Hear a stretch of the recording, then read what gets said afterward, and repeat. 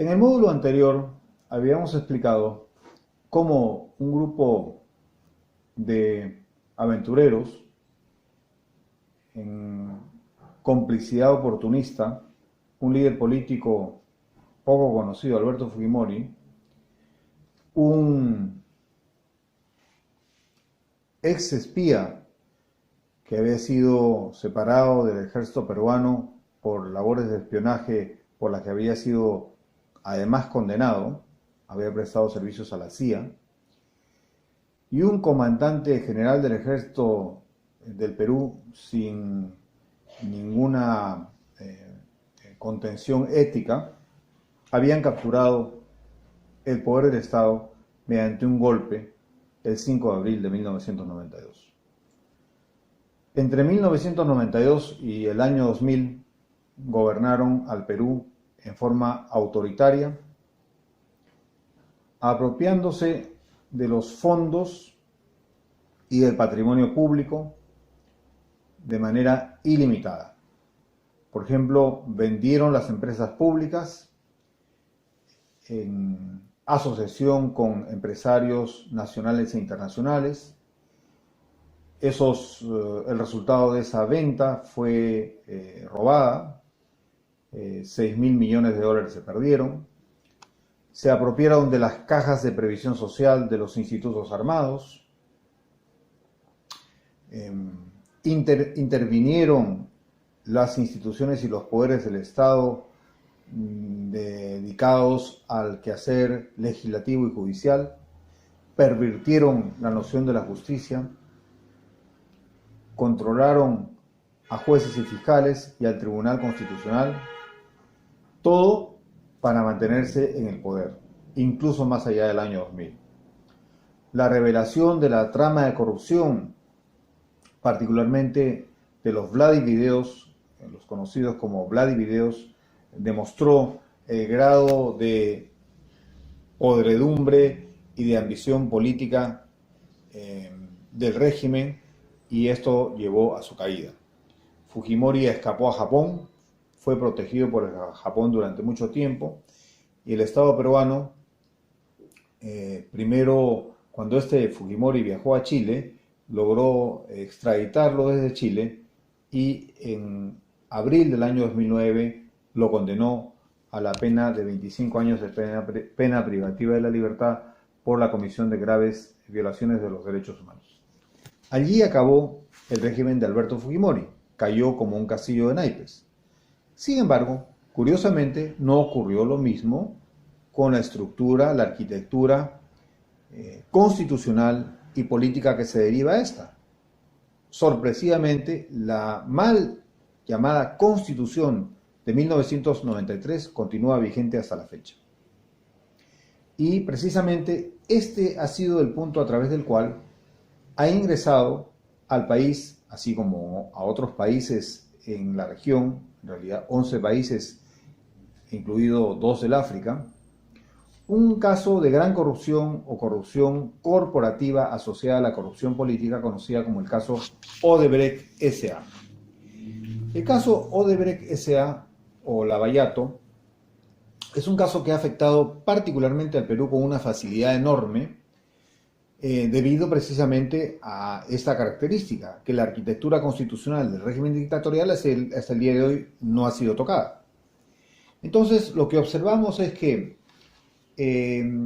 a diferencia de la Constitución legítima de 1979, la llamada Constitución de 1993 liberó o liberalizó el mercado de las ataduras de la ley de las ataduras entre comillas, por supuesto, de la ley de contrataciones del Estado y del Sistema Nacional de Inversión Pública, que habilitaba a la Contraloría General de la República a supervisar y fiscalizar todo el proceso de las obras y servicios prestados para el Estado, resguardando y protegiendo el bien común. Esta liberalización, entre comillas, constitucional, permitió una alianza perversa que se tradujo en lo que se conoce como las asociaciones público-privadas y la iniciativa privada, regidas únicamente por expedientes técnicos, bases de concurso de concesión, contrato de concesión, adendas y circulares y otros instrumentos que permiten modificaciones constantes de los proyectos y consecuentes incrementos de su valorización. Esencialmente, esta arquitectura constitucional heredada del fujimorismo se expresó en la existencia de un núcleo empresarial privilegiado y liberado de toda fiscalización que se hizo de un buen porcentaje de obras públicas y concesiones integrado por las empresas hoy involucradas en los casos conocidos como Lavallato y Club de las Constructoras. Se articuló una suerte de normatividad internacional, entre comillas, que de internacional no tenía nada excepto el nombre, en cuya virtud se produjo una modificación constante de una normativa que permitía un cierto control de sus contratos mediante adendas a los contratos, circulares, etcétera, a cambio de decisiones a favor de las empresas y en perjuicio del Estado peruano. La existencia de un marco institucional de entidades como la Agencia de Promoción de la Inversión Privada Proinversión, heredera de la COPRI, y de las CEPRI fujimoristas que permitieron el desarrollo de procesos ad hoc hoy bajo investigación tanto en el ámbito judicial como en el Congreso. Esta serie de irregularidades estuvo entonces, nació del marco constitucional que permitió la impunidad de esta gran y grave corrupción empresarial y corporativa. La corrupción de la que hablamos fue una corrupción que pudo conocerse recién a fines del año 2015 y durante el año 2016 y tuvo su punto más alto de conocimiento en diciembre del año 2016. En el año 2015 se van conociendo las investigaciones que desarrollan los fiscales Lavallato, los fiscales brasileños que están a cargo de la investigación del caso Lavallato. Y en diciembre del 2016 se suscribe en los Estados Unidos de América, concretamente en Nueva York, un acuerdo entre el gobierno de los Estados Unidos a través de su Ministerio de Justicia, el gobierno suizo y la empresa Odebrecht S.A. Es el Plea Agreement de diciembre del año 2016, en virtud del cual se devela toda la trama de corrupción de Odebrecht, no solo en los Estados Unidos, sino fuera de los Estados Unidos. Y Odebrecht reconoce los sobornos pagados a presidentes, ministros, altos jerarcas del Estado e importantes líderes de diferentes partidos políticos de toda la región, en sumas que ascienden casi a los 800 millones de dólares. Entonces tenemos, en resumen, en este punto, una interacción entre una corrupción que es la corrupción de quienes tienen el deber de custodiar la correcta administración del Estado, quienes tienen ciertas funciones, ciertos poderes, ciertas facultades, y que los ponen al servicio de una corrupción empresarial, de una corrupción corporativa, de unas empresas que se constituyen en un núcleo empresarial privilegiado y liberado de toda fiscalización, sin ningún marco institucional que permitiese este control, e inclusive cuando hubo alguna disputa, todo esto se hacía mediante arbitrajes arreglados, sin ninguna supervisión. En general, todo esto bajo un andamiaje constitucional, que es el que decimos, el de la Constitución de 1993, de impunidad. Entonces, esto expresa el segundo modelo de gran corrupción o la segunda experiencia de gran corrupción ocurrida en el Perú después del régimen de Fujimori.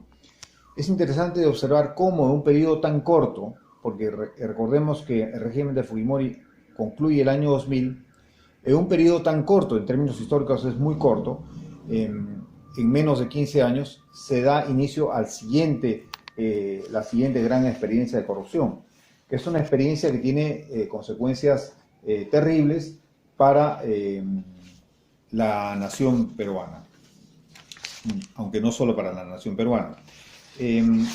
Actualmente entre los casos que están bajo investigación en la justicia peruana, tenemos, por ejemplo, el caso Carretera Callejón de Huaylas, Ochacas, San Luis, donde el contrato con Odebrecht representó una ganancia para esta empresa de casi 560.000 millones de soles. El caso de arbitrajes irregulares, donde los daños causados por medio de laudos arbitrales ascienden a los casi 140 millones de dólares. El caso Costa Verde Callao, donde el daño aproximado supera los 118 millones de soles. El caso conocido como gasoducto, donde se observa que el daño causado llega a cerca de los 500 millones de dólares. Y el caso Interoceánica, Metro de Lima y otros que se han financiado en el ámbito de las municipalidades de Lima y del Cusco y en el Callao, cuyo daño aún no se puede determinar. Aquí es interesante de observar que este tipo de corrupción empresarial en interacción con la corrupción política, genera la sensación de que no hay víctimas. Es decir, si uno pregunta en las calles a cualquier ciudadano y le pregunta si se siente víctima de la corrupción de Lava Jato o de Odebrecht S.A., va a decir que no, que lo afecta son los robos de los celulares, los asaltos a los bancos, los robos de los que son víctimas los ciudadanos de a pie. Pero esta corrupción corporativa asociada a la política, como decimos, aparece como una corrupción sin víctimas, o donde las víctimas son invisibles. Y es que en realidad las víctimas, en efecto, son muy difíciles de individualizar, porque más allá de los proyectos donde las ganancias obtenidas por esta empresa o las empresas satélites de ella ascienden a sumas enormes de dinero gracias a los incrementos en el costo de las obras, más allá de eso, es difícil identificar a una comunidad o a un grupo de personas perjudicadas directamente por esa corrupción. ¿Significa esto que esta corrupción no ha traído perjuicios a los países? No, de ninguna manera. Esa es una corrupción que más bien es mucho más peligrosa en cuanto al daño que puede causar que el daño que podría provocar cualquier banda criminal que azotara o asolara una comunidad o se dedicara durante un tiempo determinado al robo sistemático de los bienes de los ciudadanos. Es un tipo de corrupción, la corporativa asociada a la política, que provoca un daño al proyecto de nación de las naciones en las cuales ha actuado. Esto es, afecta esencialmente sus proyectos de desarrollo.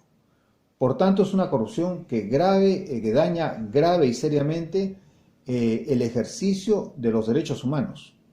Así como la primera corrupción que analizamos, la corrupción derivada del abuso de poder, la corrupción política, la corrupción vinculada a la captura del Estado, es una corrupción que afecta directamente, principalmente, aunque no únicamente, a los derechos políticos y sociales.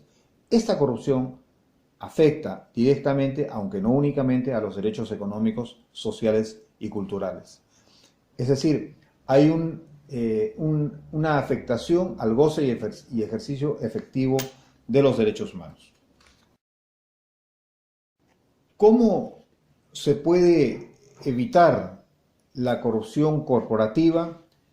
Evidentemente, un factor importante son las investigaciones en curso. Las investigaciones deben continuar desarrollándose, deben establecer responsables, deben concluir en sanciones penales y en importantes determinaciones de daños para fijar las reparaciones civiles.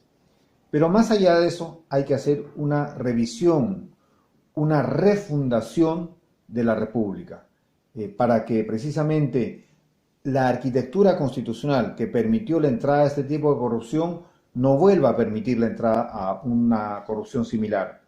Y nos referimos a la necesidad de la reforma integral del régimen político.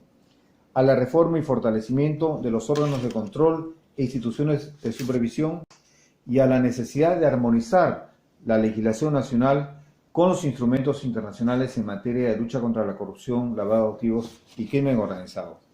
Un mensaje clave es que este tipo de corrupción tiene que tener en su enfrentamiento un enfoque de derechos humanos.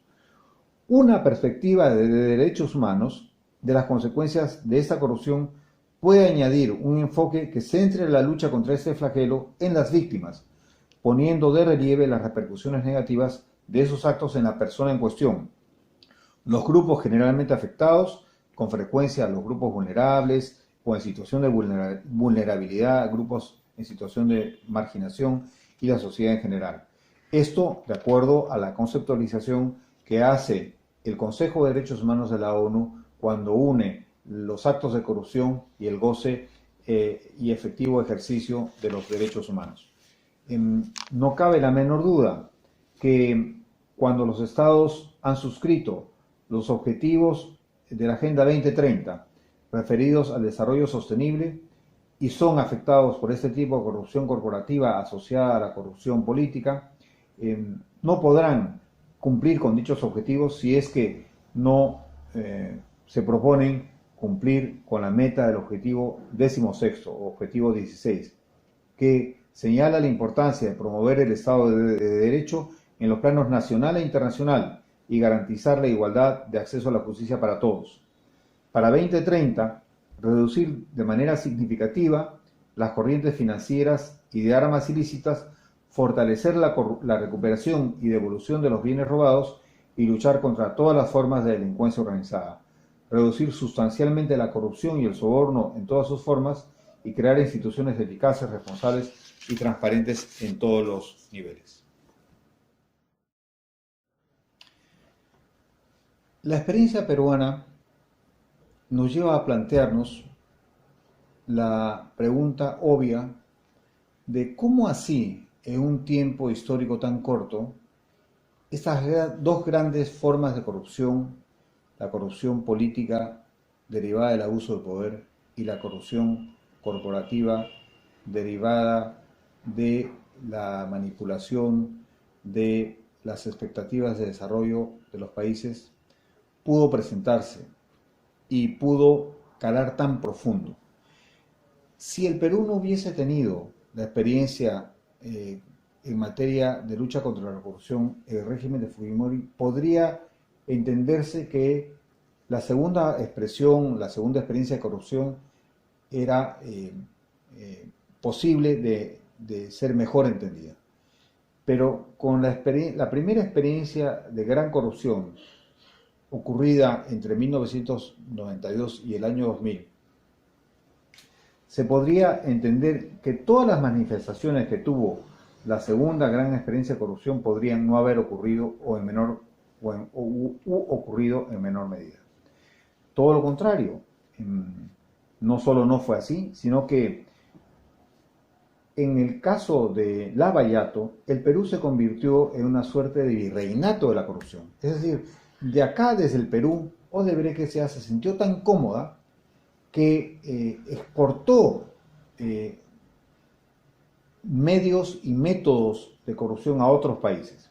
De tal forma que el Perú fue una base para servir de centro, para servir de mecanismo central a esta corrupción corporativa. Lo único que explica esta situación es que en el Perú hay todavía una arquitectura institucional propicia para generar estos tipos de corrupción, la corrupción política, la corrupción corporativa y la corrupción judicial.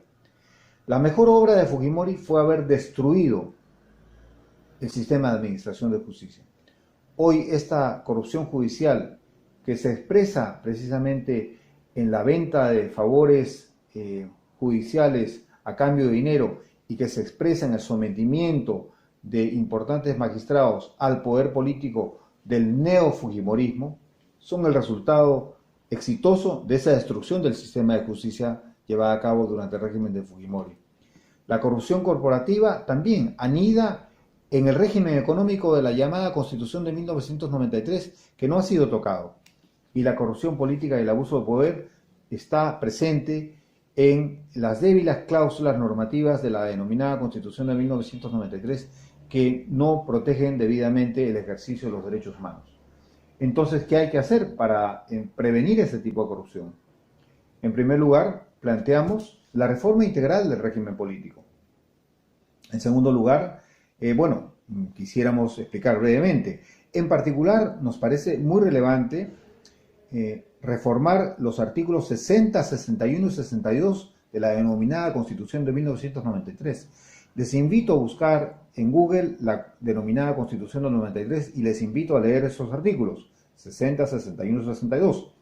El 60 se refiere a la reducción del papel del Estado a un nivel de subsidiariedad de la actividad empresarial. El 61 en el 61 se establece que en nombre de la libre competencia se permita posiciones de dominio de grandes empresas en el mercado nacional de forma exactamente contraria al precepto normativo de vigilar el bien común. Y el artículo 62 otorga facilidades extraordinarias a la inversión extranjera e impide cualquier regulación a cambio de los conocidos contratos ley. Luego, hay que hacer una reforma y fortalecimiento de los órganos de control e instituciones de supervisión.